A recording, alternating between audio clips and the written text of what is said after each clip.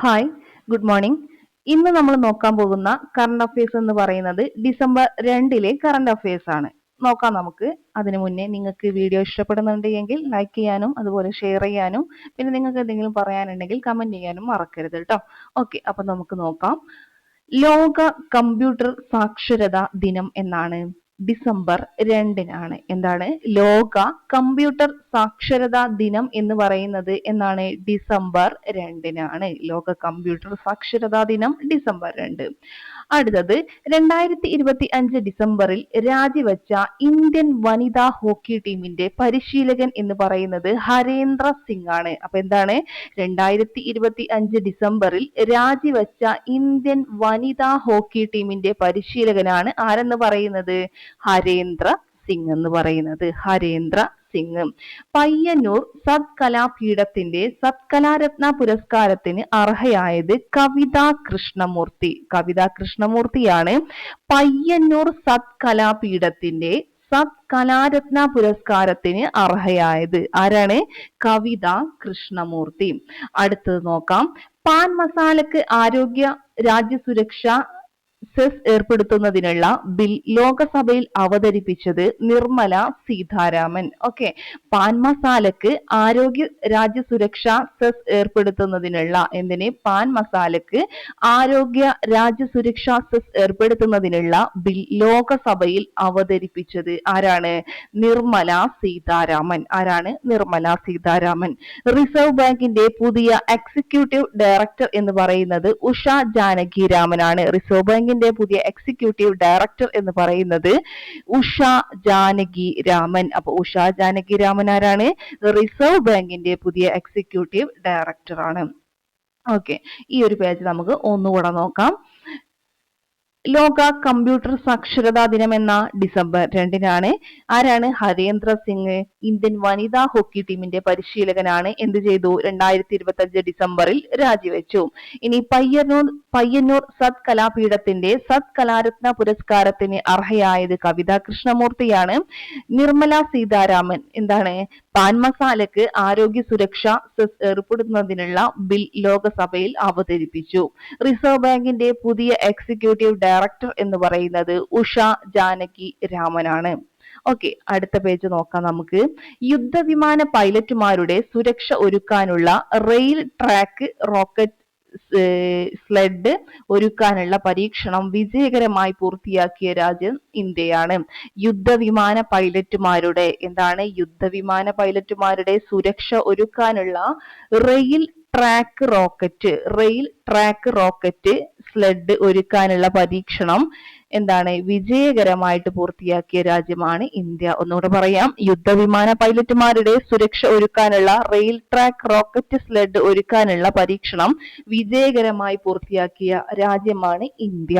ഇനി മരണാനന്തരമുള്ള അവയവദാനം പ്രോത്സാഹിപ്പിക്കാനുള്ള പദ്ധതിയാണ് കെ-സോട്ടോ. മരണാനന്തരമുള്ള അവയവദാനം പ്രോത്സാഹിപ്പിക്കാനുള്ള പദ്ധതി എന്താണ്? കെ-സോട്ടോ ആണ്. ദെൻ 2025 ഡിസംബറിൽ 54ാമത് ദേശീയ ദിനം ആഘോഷിച്ച രാജ്യം ഏതാണ്? UAE ആണ്. 2025 ഡിസംബറിൽ 54ാമത് ദേശീയ ദിനം ആഘോഷിച്ച രാജ്യം എന്ന് പറയുന്നത് UAE ആണ്. 54ാം ദേശീയ ദിനം ആഘോഷിച്ച രാജ്യം UAE. LICയുടെ മാനേജിംഗ് ഡയറക്ടറായി നിയമിതനായത് രാമകൃഷ്ണൻ ചന്ദർ ആണ്. ആരാണ്? രാമകൃഷ്ണൻ ചന്ദർ ആണ് LICയുടെ മാനേജിംഗ് ഡയറക്ടറായിട്ട് നിയമിതനായത്. ആരാണ്? രാമകൃഷ്ണൻ ചന്ദർ. അടുത്ത് നോക്കാം. ഇന്ത്യയിൽ ആദ്യമായി വാട്ടർ പോസിറ്റീവ് പദ്ധതി ലഭിച്ച വിമാനത്താവളം. ഇന്ത്യയിൽ ആദ്യമായി വാട്ടർ പോസിറ്റീവ് പദവി ലഭിച്ച വിമാനത്താവളം എന്ന് പറയുന്നത് ഇന്ദിരാഗാന്ധി ഇന്റർനാഷണൽ എയർപോർട്ട് ഡൽഹി. അല്ലെ, ഇന്ത്യയിൽ ആദ്യമായിട്ട് വാട്ടർ പോസിറ്റീവ് പദവി ലഭിച്ച വിമാനത്താവളം എന്ന് പറയുന്നത്. ഓക്കെ, ഈ പേജ് നമുക്ക് എന്ത് ചെയ്യാം? ഒന്നുകൂടെ നോക്കി നോക്കാം. യുദ്ധവിമാന പൈലറ്റുമാരുടെ സുരക്ഷ ഒരുക്കാനുള്ള റെയിൽ ട്രാക്ക് റോക്കറ്റ് സ്ലെഡ് ഒരുക്കാനുള്ള പരീക്ഷണം വിജയകരമായി പൂർത്തിയാക്കിയ രാജ്യം ഏതാണ്? ഇന്ത്യയാണ്. മരണാനന്തരമുള്ള അവയവദാനം പ്രോത്സാഹിപ്പിക്കാനുള്ള പദ്ധതിയാണ് കേസോട്ടോ എന്ന് പറയുന്നത്.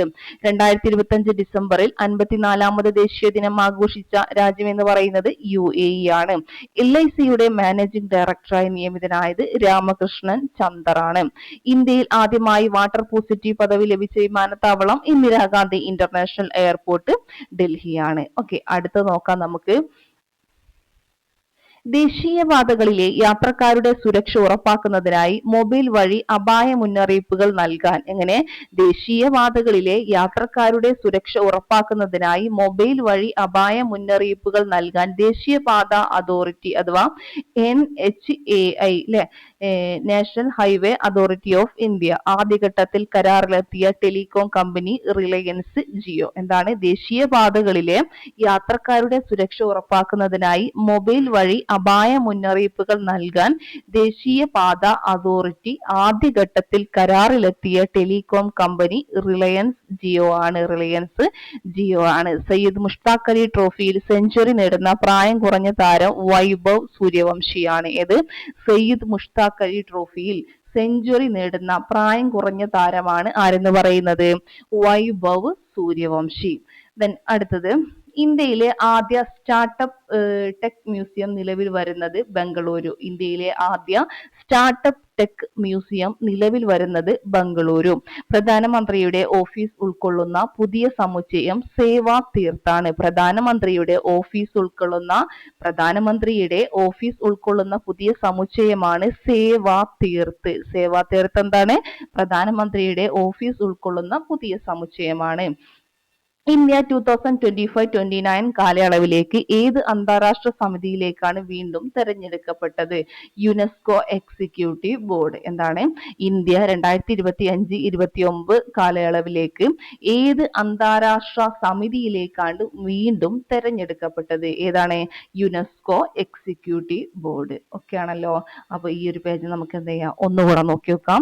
ദേശീയപാതകളിലെ യാത്രക്കാരുടെ സുരക്ഷ ഉറപ്പാക്കുന്നതിനായി മൊബൈൽ വഴി അപായ മുന്നറിയിപ്പുകൾ നൽകാൻ ദേശീയപാത അതോറിറ്റി ആദ്യഘട്ടത്തിൽ കരാറിലെത്തിയ ടെലികോം കമ്പനി റിലയൻസ് ജിയോ ആണ്. സയ്യിദ് മുഷ്താഖ് അലി ട്രോഫിയിൽ സെഞ്ചുറി നേടുന്ന പ്രായം കുറഞ്ഞ താരം വൈഭവ് സൂര്യവംശിയാണ്. ഇന്ത്യയിലെ ആദ്യ സ്റ്റാർട്ടപ്പ് ടെക് മ്യൂസിയം നിലവിൽ വരുന്നത് ബംഗളൂരു. എന്താണ്? ഇന്ത്യയിലെ ആദ്യ സ്റ്റാർട്ടപ്പ് ടെക് മ്യൂസിയം നിലവിൽ വരുന്നത് എവിടെയാണ്? ബംഗളൂരു. പ്രധാനമന്ത്രിയുടെ ഓഫീസ് ഉൾക്കൊള്ളുന്ന പുതിയ സമുച്ചയമാണ് സേവാ തീർത്ത്. ഇന്ത്യ 2025-2029 കാലയളവിലേക്ക് ഏത് അന്താരാഷ്ട്ര സമിതിയിലേക്കാണ് വീണ്ടും തെരഞ്ഞെടുക്കപ്പെട്ടത്? UNESCO executive board. Okay, last page നോക്കാം നമുക്ക്. 15ാമത് അന്താരാഷ്ട്ര സാൻഡ് ആർട്ട് ഫെസ്റ്റിവലിന്റെ വേദി. 15ാമത് അന്താരാഷ്ട്ര സാൻഡ് ആർട്ട് ഫെസ്റ്റിവലിന്റെ വേദി ചന്ദ്രഭാഗ ബീച്ച്, ഒഡീഷ. എവിടെയാണ്? 15ാമത് അന്താരാഷ്ട്ര സാൻഡ് ആർട്ട് ഫെസ്റ്റിവലിന്റെ വേദി ചന്ദ്രഭാഗ ബീച്ച്, ഒഡീഷ. 2025 ഡിസംബറിൽ അന്തരിച്ച പ്രശസ്ത എഴുത്തുകാരിയാണ് ബി സരസ്വതി. 2025 ഡിസംബറിൽ അന്തരിച്ച പ്രശസ്ത എഴുത്തുകാരിയാണ് ബി സരസ്വതി. എന്താണ്? എഴുത്തുകാരിയാണ്. 2025 ഡിസംബറിൽ അന്തരിച്ചു. ഓക്കെ, അപ്പൊ 15ാമത് അന്താരാഷ്ട്ര സാൻഡ് ആർട്ട് ഫെസ്റ്റിവലിന്റെ വേദി എവിടെയാണ്?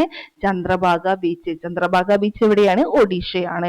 2025 ഡിസംബറിൽ അന്തരിച്ച പ്രശസ്ത എഴുത്തുകാരിയാണ് ബി സരസ്വതി. അപ്പോൾ ഇന്ന് ഇത്രയാണ് നമുക്ക് നോക്കാനുള്ളത്.